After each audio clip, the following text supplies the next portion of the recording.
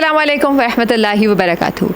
आज की वीडियो का टॉपिक ये है कि मेरी नज़र में 7 साल से छोटे बच्चों को स्कूल भेजना और स्पेशली 5 साल से छोटे बच्चों को स्कूल भेजना गलत क्यों है, इसके क्या नुकसानात हैं और मैं इसके इतना ज़्यादा ख़िलाफ़ क्यों हूँ।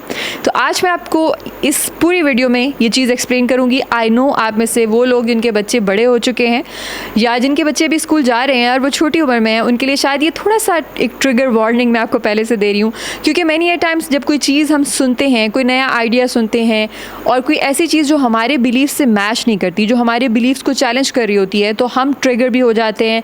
हम उस चीज़ को, और ट्रिगर होने की वजह से हमें उसमें से जो लेसन सीखने की ज़रूरत है वो हम नहीं सीख पाते।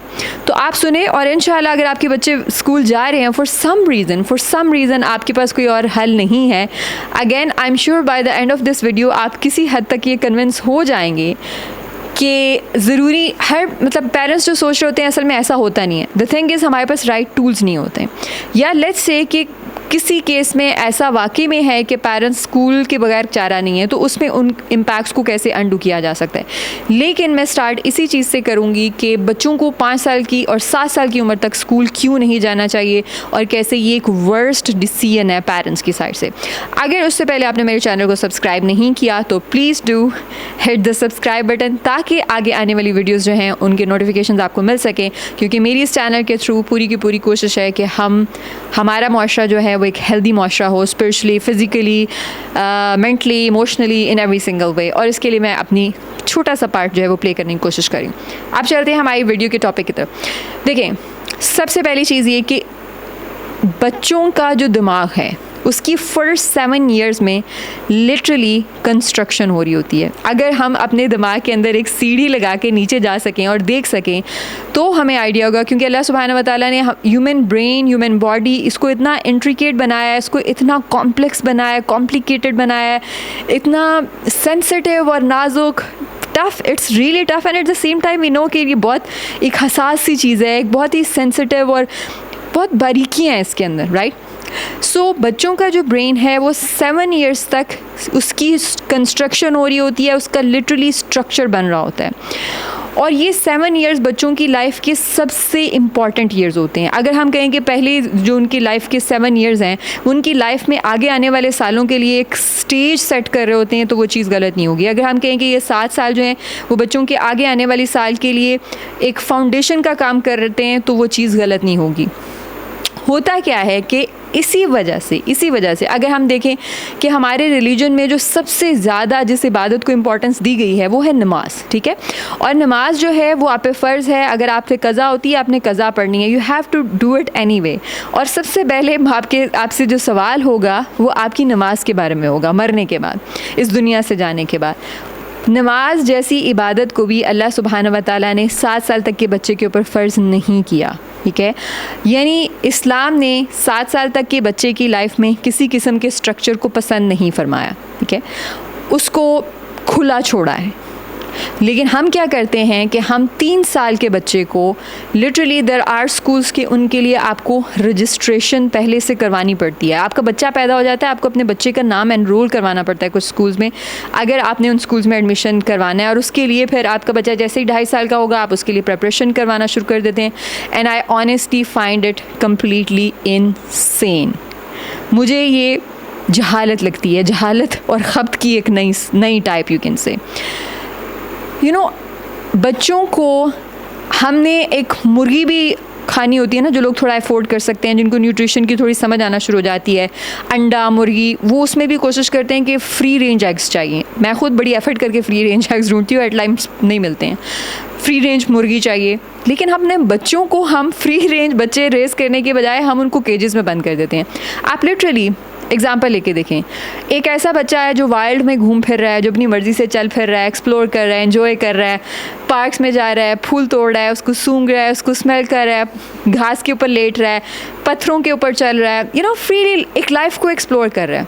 और एक दूसरे बच्चे की मिसाल लें जो 2.5 साल का है, 3 साल का है, 3.5 साल का है, 4 साल का भी मैं कहती हूँ, और वो एक आर्टिफिशियल लाइट में दिन के वक्त वो आर्टिफिशियल लाइट वाले एक कमरे में बैठा हुआ है जिसमें एसी चल रहा है, आर्टिफिशियली जो एनवायरनमेंट है उसको उसके बैठने के लिए साजगार बनाया गया है, और उसके सामने मैनी अ टाइम्स स्कूल में विनोद के सिखाने के लिए राइम्स और वो LEDs और इस तरह की चीज़ें भी अवेलेबल हैं। स्पेशली छोटे बच्चों के साथ तो नर्सरी राइम्स और इन चीज़ों को बड़ी ज़्यादा अहमियत दी जाती है। सो वहाँ पे इस कमरे को ही उसकी दुनिया बना दिया गया है। इवन जो बहुत अच्छे स्कूल्स हैं उनमें भी स्कूल में छोटी छोटी जगह हैं, किचन बन गया एक साइड पे, आई have scene such things because मेरा बेटा हमने बिल्कुल अर्ली ईयर में स्कूल गया हुआ है, यानी प्री नर्सरी आप कह लें, नर्सरी।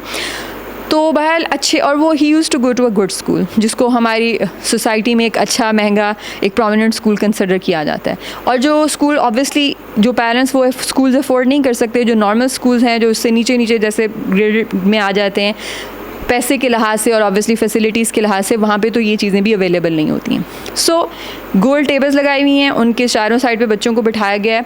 एक कमरा है जिसका दरवाज़ा बंद है, अंदर आर्टिफिशियल लाइट्स चल रही हैं, और वहाँ पे एक एडल्ट टीचर 20 से 25 बच्चों को, और जो अच्छे स्कूल हैं अगैन उनमें साथ में एक डायरेक्ट्रेस होती है, एक स्कूल जो क्लास टीचर होती है उसकी हेल्पर होती है, वो दोनों मिलके बच्चे को डील करने की कोशिश कर रहे हैं।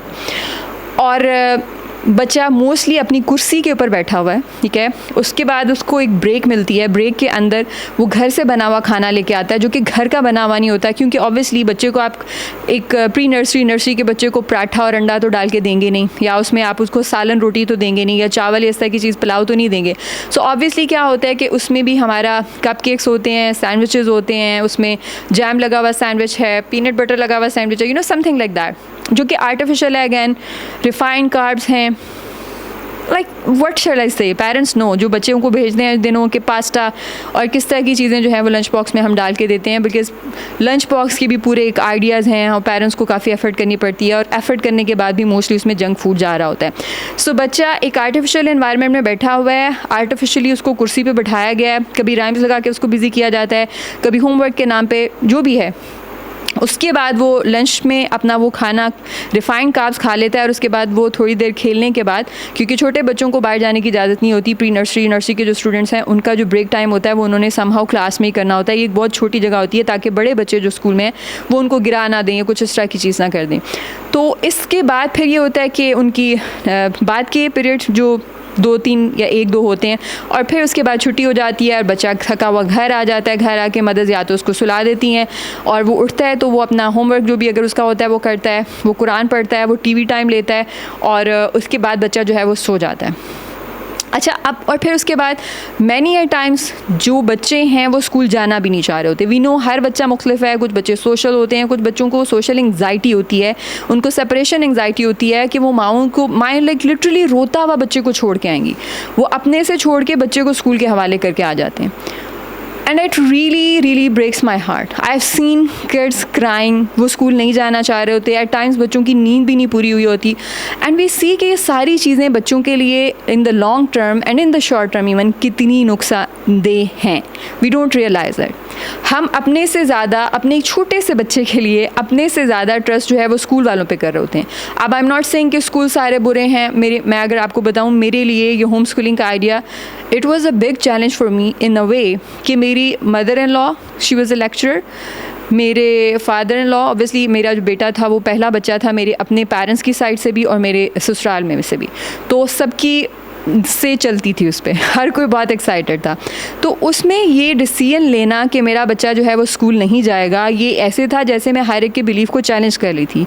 और उस पर सोने पे सहागा ये कि मेरी मदर और मेरे फादर दोनों के दोनों टीचर्स हैं, और हमारे घर के माहौल में school meant education and education meant school. So school के बगैर नो तालीम। अब मैं अगर अपनी अपब्रिंगिंग में देखूं तो मैं स्कूल ज़रूर गई हूं, और इनफैक्ट मैं पब्लिक स्कूल्स में गई हूं, और बल्कि मेरे जो बिल्कुल अर्ली मैं कहूँगी जो ईयर्स थे उनमें स्कूल से ज़्यादा मेरा एक होम स्कूलिंग वाला ही तरीका था। उसकी वजह ये थी कि मेरी मदर ऑब्वियसली टीचर थी और मैं छोटी सी थी तो मैं उनके साथ जाती थी। और मैं उनके साथ ही काम करती थी और मेरा बहुत सारा सोशल एक्सपोजर था उनकी फ्रेंड्स की वजह से, और तकरीबन 2-3 क्लासेस जो थी वो मैंने इस तरह से की, और उसके बाद फिर मैं प्रॉपरली स्कूल जाना शुरू हुई। और उसमें भी school was not that structured for me. एक तो वो गवर्नमेंट स्कूल था जहाँ पे टाटों पे बैठ के बच्चे रैक्स पे बैठ के पढ़ते हैं, और मेरी मदर क्योंकि टीचर्स थी तो मैं उनके पास आ जा सकती थी। So I can not even imagine बाकी बच्चों के लिए वो क्या होगा, लेकिन मेरे लिए ऑब्वियसली वो एक स्कूल नहीं था। और सब टीचर्स भी क्योंकि मेरी मदर की वजह से बहुत रिगार्ड करती थी, और मेरे लिए वो एक फ्रेंडली प्लेस थी। I really enjoyed there, but I know for most children it's not the case. So for me, I went to school, but that was not like a school. Anyhow, so मेरे लिए ये एक बड़ा decision था, एक बहुत challenging decision था कि कोई भी इसकी फेवर में नहीं था, but eventually I took it and अल्हम्दुलिल्लाह I am so grateful that I took this decision 9-10 years back. Anyhow, अब ये होता है कि जैसा मैंने बताया कि इस एज में बच्चों का जो ब्रेन है उसकी प्रॉपर एक उनकी स्ट्रक्चर बिल्ड हो रहा होता है, उनकी कंस्ट्रक्शन हो रही होती है।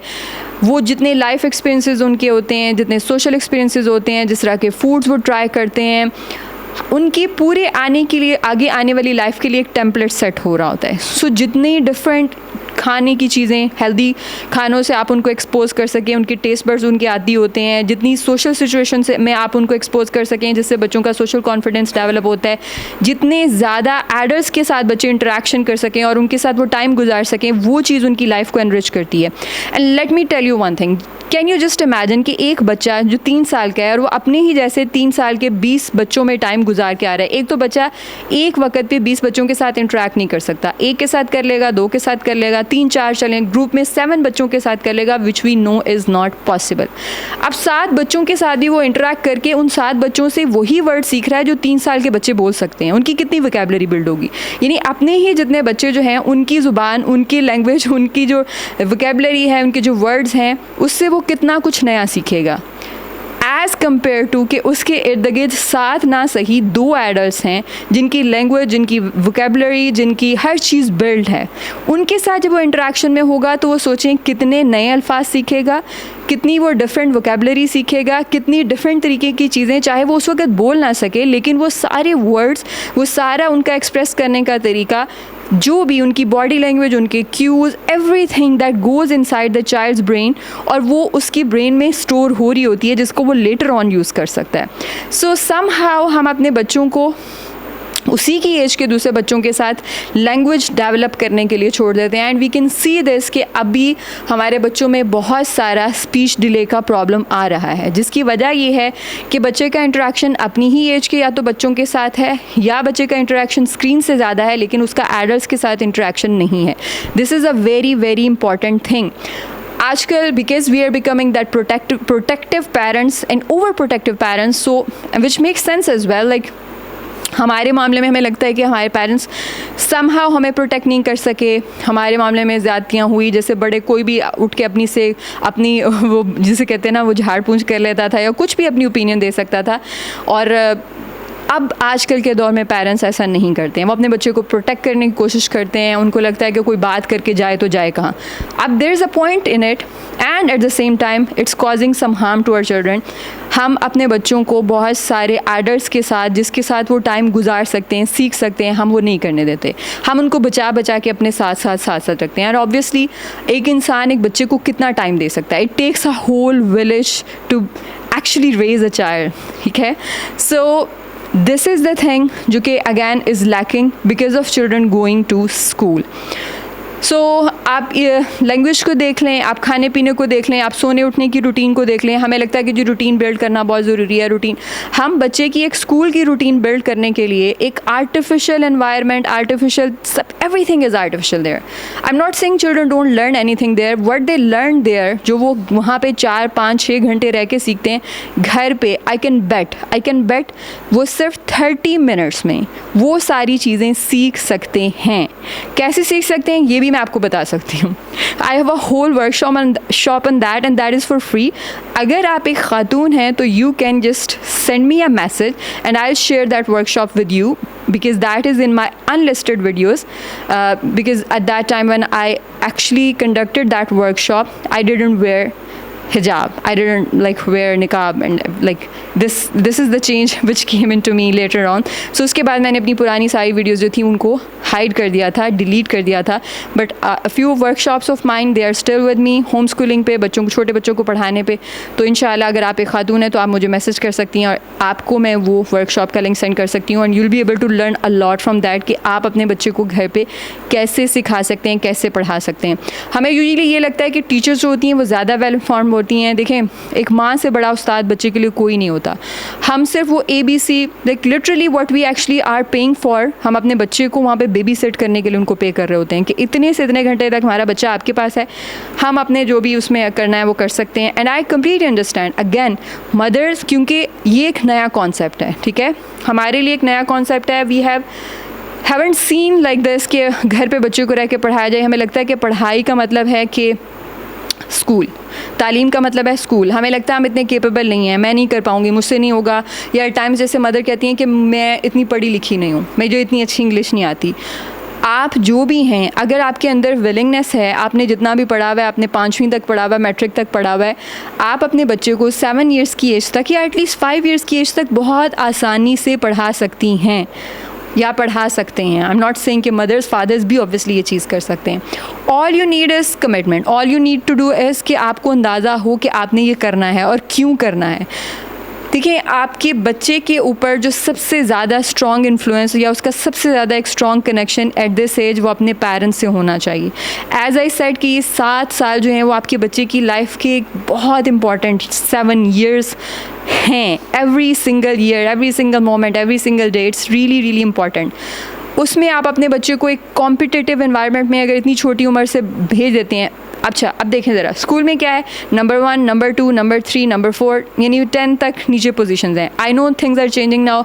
बच्चों को उस तरह से पोजीशंस नहीं दी जाती. रादर ग्रेड्स में जैसे एक्सीडिंग एक्सपेक्टेशन, मीटिंग एक्सपेक्टेशंस, इस तरह के वर्ड्स यूज़ किए जाते हैं जो कि हम गोरों के स्टाइल को थोड़ा सा कॉपी करने की कोशिश कर रहे हैं. बट स्टिल मदर्स के साथ टीचर्स का जो कॉन्टैक्ट होता है उसमें teachers are telling mothers that आपका बच्चा फर्स्ट आया, आपका बच्चा सेकंड आया.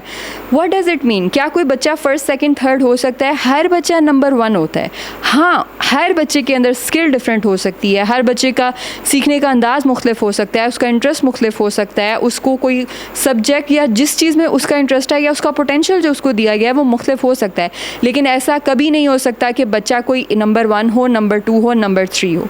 और जब हम स्कूल में भेजते हैं, हम हर अल्लाह सुब्हानहू व तआला ने जब हम में से हर इंसान का फिंगरप्रिंट तक मुख्तलिफ बनाया है. जब आप जैसा एग्जैक्टली कोई सेम दूसरा बंदा नहीं है, आपकी जैसी एग्जैक्ट किसी दूसरे की वॉइस नहीं है, आपके जैसा एग्जैक्ट किसी का स्टाइल ऑफ एक्सप्रेशन नहीं है, आप जैसा एग्जैक्ट किसी का सोचने का अंदाज़ नहीं है, पर्सपेक्टिव नहीं है. So how do you think कि आप में से हर इंसान को एक ही जैसा टैलेंट दे के पैदा किया गया है? और स्कूल्स क्या करते हैं, वो हर बच्चे के लिए उनका सेम सिलेबस है. आपको FSC तक वेट करना पड़ता है ये समझने के लिए कि आपको आगे करना क्या है. और उसके बाद भी आपके पास 2 फील्ड्स हैं, 3 फील्ड्स हैं. कंप्यूटर साइंस कर लें आप, प्री इंजीनियरिंग कर लें आप, प्री मेडिकल कर लें, और चौथा ये कि आप आर्ट्स कर लें. और कुछ लोग लिटरली बेचारे पूरी ज़िंदगी ऐसे एनवायरनमेंट से एक्सपोज ही नहीं होते जिसमें उनको पता चल सके कि उनका टैलेंट है क्या. अब अगर मैं अपने बच्चों के साथ देखूँ तो मेरे बच्चे कोई दुनिया के अनोखे बच्चे नहीं हैं, या ऐसा नहीं है कि उन्होंने उनकी जो है वो माँ बहुत कोई एक्स्ट्रा वो है या बात बहुत है या उनको, but they actually are aware from this very young age. My son knows where he wants to go, my daughter knows what he wants to do with her life, and they are pretty young in that case. Why? Because they have been exposed. And I am sure कि अभी मैं शायद उतना अच्छा नहीं कर सकी जितना इससे अच्छा हो सकता था, but yes I did my best. So जब छोटी एज से हम बच्चों को हर तरह की नॉलेज से, हर तरह की स्किल से, डिफरेंट चीज़ों से एक्सपोज करते हैं, तो उनको आसानी होती है जानने में कि वो अपनी लाइफ के साथ करना क्या चाहते हैं, वो अपनी ज़िंदगी में आगे करना क्या चाहते हैं. अब ऑब्वियसली वन कैन से कि हर पेरेंट ऐसे नहीं कर सकते कि वो जैसे मदर्स जॉब करती हैं, फादर मदर दोनों जॉब कर रहे हैं, बच्चों को कैसे करें.